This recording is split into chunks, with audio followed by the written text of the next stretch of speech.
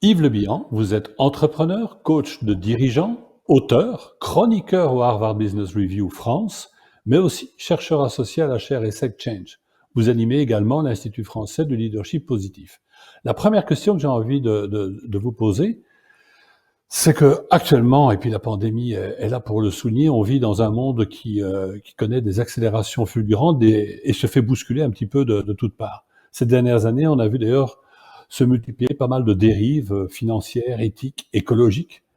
Au milieu de tout ça, une entreprise qui vit un malaise croissant des cadres, une montée des risques psychosociaux et même d'ailleurs des harcèlements de tout ordre. Comment voyez-vous le leader d'aujourd'hui en ces temps bousculés? Merci pour la bonne et belle question, pas simple d'y répondre. Je dirais que ce monde a absolument besoin d'une nouvelle génération de leaders, ça c'est sûr. D'ailleurs, c'est même la priorité, je crois, de la plupart des CEO si on suit les principaux sondages actuellement. Pas fondamentalement, pardon, je pense que nous ne sommes pas dans une crise du capitalisme, mais plutôt une crise du leadership. C'est pour ça que ce programme est absolument essentiel. Un leader, pour moi, c'est celui qui fait les choses justes.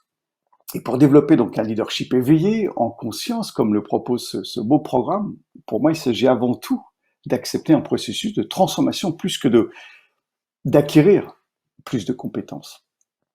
Alors, dans cet environnement incertain et pour longtemps, paradoxal, c'est sûr, mais aussi porteur de tant d'espoir, et moi, il me semble que le leader d'aujourd'hui peut développer trois qualités fondamentales. Être soi, être pour et être avec. Et je vais tâcher d'illustrer mon propos. Être soi d'abord, dans l'économie du savoir, c'est, il me semble, une qualité essentielle, c'est une bonne, très bonne connaissance fine de soi. C'est un facteur clé de succès. Donc on parle de conscience, d'acceptation de soi, muscler plutôt ses points forts. Je pense que la plupart des leaders se trompent sur leurs points forts et se sentent plutôt sur leurs faiblesses. Donc arriver à repérer les domaines où notre arrogance intellectuelle nous aveugle pour mieux voir nos compétences me semble être un réflexe à apporter sur le être soi, le leadership de soi. Autre illustration dans ce leadership d'être soi, c'est évidemment identifier, valoriser, agir selon ses valeurs. Moi, j'aime bien le test du miroir tous les jours, se dire, tiens, quelle personne ai-je envie de voir le matin dans ce miroir-là? Travailler dans une entreprise dont le système de valeurs est inacceptable ou incompatible avec votre propre système de valeurs, vous condamne forcément à la frustration et nuit à votre performance. Donc, pour moi, les valeurs du leader, comme les valeurs de n'importe quel individu, doivent être compatibles, proches de celles de l'entreprise pour coexister. C'est vraiment cette première dimension intérieure de congruence, comme le disait Carl Rogers, c'est-à-dire le degré de conscience et de réceptivité avec lequel le leader accède finalement à tous les aspects de son propre flux expérientiel. Donc être soi. Ensuite, être avec. Alors être avec, là on est vraiment dans le leadership de la relation, le leadership par l'empathie, le leadership par l'intelligence collective, pour rendre les autres, servir même les autres et ses équipes plus compétents, plus épanouis. Donc il crée, le leader, il crée ces conditions pour donner finalement le meilleur de soi. C'est la dimension, on va dire, plutôt extérieure, appelée de transparence ou de résonance, dans l'approche de Carl Rogers, c'est-à-dire la communication ouverte de ses perceptions, de ses attitudes aussi, de ses sentiments conscients, afin de comprendre et mieux entraîner ses équipes. Être avec. Et puis le troisième, pour moi, c'est être pour.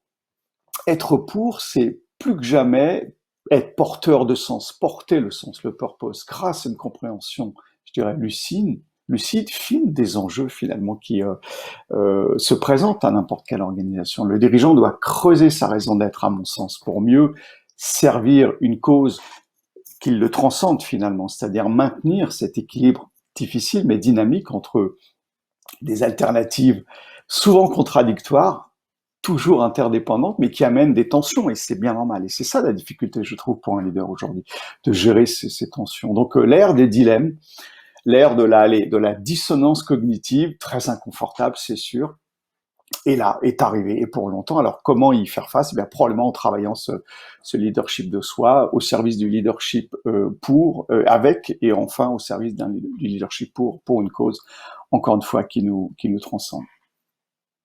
La phrase qui signe aujourd'hui le leader éveillé, c'est pour que le meilleur advienne. Alors, ce serait intéressant de comprendre quels sont les défis demain de ce leadership, parce que le monde n'est pas si facile que ça pour l'instant. Donc, à votre avis, quels sont ces principaux défis et comment surtout les interpréter? Pour que le meilleur advienne, il, il faut, à mon sens, relever ces défis. Alors, quels sont-ils? Je dirais que le premier d'entre eux, et je le mets en numéro un, c'est le défi d'être ensemble. Alors que tout est là pour fracturer les collectifs. J'ai pas besoin de regarder depuis 18 mois à travers le monde tout ce qui nous fracture, tout ce qui nous fissure. Donc, télétravail, pas télétravail, col bleu versus col blanc, l'isolement, le retour à l'avant ou pas.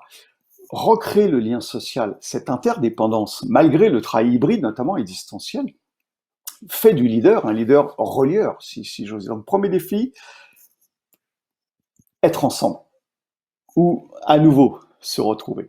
Le deuxième défi, évidemment, mais il n'y a pas d'ordre, mais il est social et environnemental, et je ne m'étendrai pas plus que ça. Il suffit juste de regarder l'actualité partout dans le monde, dans la vieille Europe comme partout ailleurs, pour se rendre compte c'est plus qu'une impérieuse nécessité, c'est le défi numéro un si on veut léguer à nos enfants cette terre dans des bonnes conditions. Donc, deuxième défi social et environnemental. Le troisième, ça va peut-être vous surprendre, je dirais que c'est le défi de la vérité. Pourquoi? Parce que deepfake, en permanence, distinguer le bruit du signal, le discernement pour préserver ce que j'appelle la biodiversité de pensée. Stop à, je dirais, la pensée unique, convergente, donc plus d'esprit critique, plus de pensée divergente, donc chasser nos biais, plus de lucidité finalement. Et pour relever ce défi de la vérité, il me semble que l'introspection auquel est invité le leader permet de gagner en lucidité, justement, en discernement, pour essayer de bien distinguer ce qui relève de l'urgence, de l'opérationnel, bien distinguer ce qui est essentiel finalement. Donc se recentrer sur soi est propice, je crois, à plus de lucidité pour plus de vérité. Une alternative finalement à diriger toujours du haut vers le bas d'une pyramide, c'est peut-être celle de partir de l'intérieur de soi vers l'extérieur de soi, et c'est ce à quoi aussi aspire ce programme qui vous est proposé. Et donc les approches contemplatives, quelles qu'elles soient, notamment la méditation de pleine conscience, peuvent aider à cette lucidité pour arriver à relever ce défi de la vérité. Un troisième défi, ce serait le défi, ce que j'appelle de la réinvention. Réinvention de tout, presque. Des modèles économiques, des modes de travail, du rapport à l'autre, du rapport au temps, du rapport aux autres, finalement. Donc, c'est travailler vraiment, vraiment autrement, parce que fin de l'unité de lieu, nouvel équilibre entre autonomie et contrôle avec ce travail à distance auquel beaucoup ont pris goût, arrivée de l'intelligence artificielle avec les plateformes de réalité mixte, du bureau virtuel, des avatars, des hologrammes, bref. Il va falloir vraiment se réinventer pour relever encore une fois tous ces défis. Pour moi, c'est un défi aussi très important qui implique de se remettre en question, qui implique même de désapprendre pour mieux réapprendre. Donc, abandonner nos modèles de sachants pour devenir tous des apprenants perpétuels. Enfin, je dirais le défi de la santé mentale. Faut-il en parler ou le développer tellement ça semble évident? Eh bien, peut-être distraction digitale, infobésité, le multitâche effréné, la Zoom fatigue ou la Teams fatigue.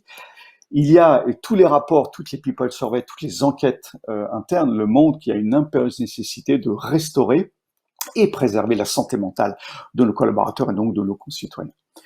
Et puis, je dirais, en perspective, un dernier défi qui me semble important aussi à intégrer et puis interpréter pour n'importe quel leader, c'est le défi de la cohabitation avec les nouvelles intelligences. L'intelligence artificielle, bien sûr. Une invitation donc à de plus en plus prendre des décisions en se basant sur nos émotions, bien sûr, mais pas toujours. Parfois, elles nous trahissent, sur la logique, sur l'intuition. Et peut-être aussi un défi pour terminer, plutôt que de séparer ou d'opposer les formes d'intelligence qui vont dominer dans le monde de demain, c'est l'intelligence du cœur, l'intelligence collective, et puis l'intelligence artificielle, c'est bien l'art du leader que de combiner et de tirer le meilleur des trois intelligences pour que le meilleur advienne. Donc c'est bien à nous de choisir quel leader nous voulons être. Alors pourquoi s'engager dans ce programme de leader éveillé? Moi, ce qui me motive énormément, qui me fascine même, c'est qu'il y a un programme qui vous est offert pour couvrir ce sujet immense, ce sujet essentiel. Ce programme, il est francophone, il est donc global. Il va chercher les meilleurs sujets, les meilleurs leviers pour développer ce leader éveillé. Et moi, je pense que c'est tellement, tellement essentiel de développer cette nouvelle forme de leadership que je me suis engagé, je m'engage sans réserve avec vous.